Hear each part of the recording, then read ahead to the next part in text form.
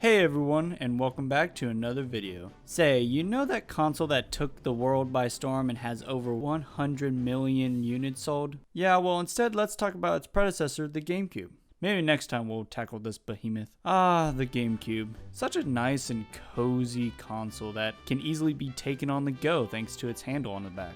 Nintendo really does think of everything. The GameCube, sister console to the GameSphere, was released in 2001 in North America and Japan. It released in 2002 everywhere else. People who grew up with the GameCube are now adults. And hey, I'm one of those people. So today let's go over the top 10 GameCube games, in my opinion.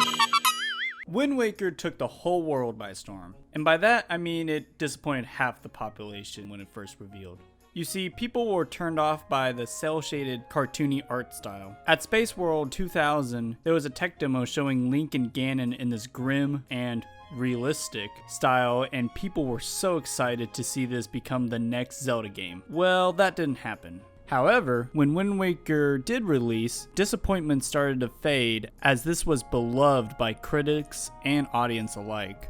Being able to explore this vast sea was amazing back in the day. There are so many islands to discover, each with its own little quirk to make it unique from one another. Yeah, the game does have some pacing issues, and some islands aren't as great as others, but this was and is a beloved Zelda game with great dungeons and an incredible adventure. The F-Zero series has been in a hiatus since 2004.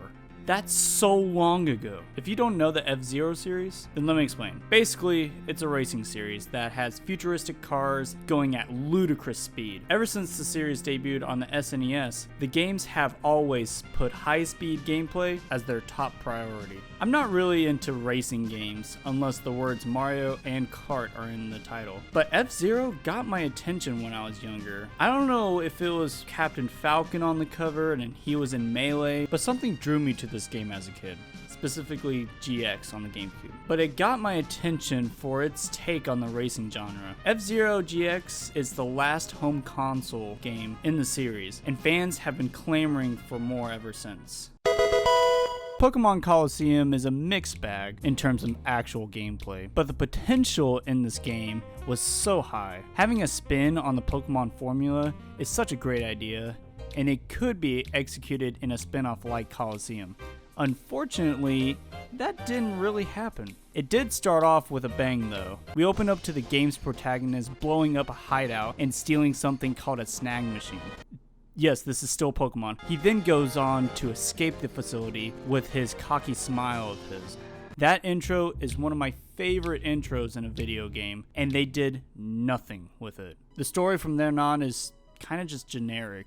But the music, oddly enough, is pretty great. Each song in each town is great and distinct from one another. Really gives each town a character of its own. I still use the songs in my videos to this day. Overall, the setup is phenomenal, but it doesn't live up to that intro. It has cool ideas like having the ability to steal certain Pokemon from other people, but other than that, it's a standard Pokemon adventure. It's one of those games that has many flaws, but I still look fondly on it.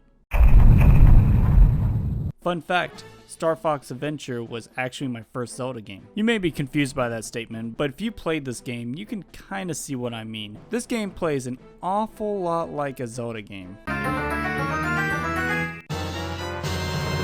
With dungeons, keys, puzzles, and a grand adventure mostly set on foot, yeah, this seems like it was meant to be a Zelda game. Or at least a different game entirely. And oh yeah, it was. The space combat that defined the Star Fox series is barely there. But hey, instead here are some talking dinosaurs.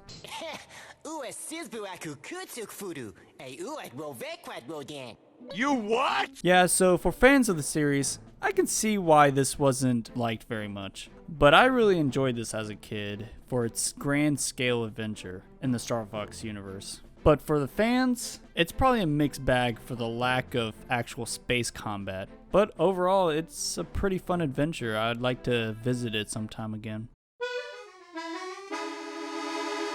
Never have I seen a more divisive Mario game like this before. I mean, it's a 3D Mario adventure like Mario 64 set on a new island in the Mario universe. How can that be so divisive? Well, Delfino Plaza is a huge hub for Mario to just play around in, and in different parts of the hub are portals that take you to different parts of the island to collect shine sprites. This world feels so connected, and Mario's moveset is smooth, and then you add this fire hydrant called Flood on your back.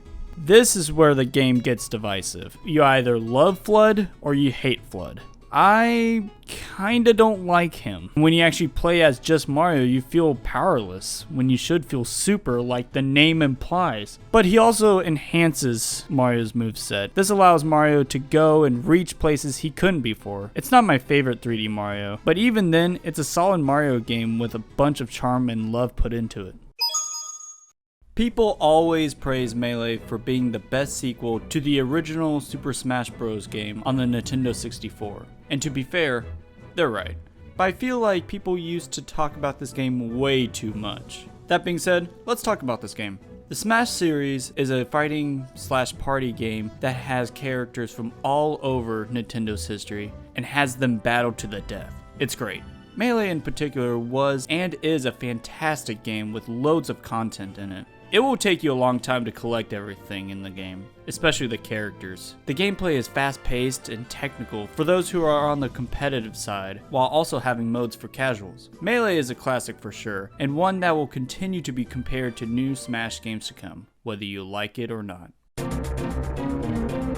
The Metroid series is one of Nintendo's most underappreciated franchise, and that is despicable. The Prime series of games started on the GameCube and ended on the Wii, and it's an interesting take on the series with its first-person gameplay. The original Metroid Prime game on the GameCube plays very smooth and has you traversing distinct places with puzzles throughout. This game was the reason I got interested in the Metroid series, and it still holds up to this day.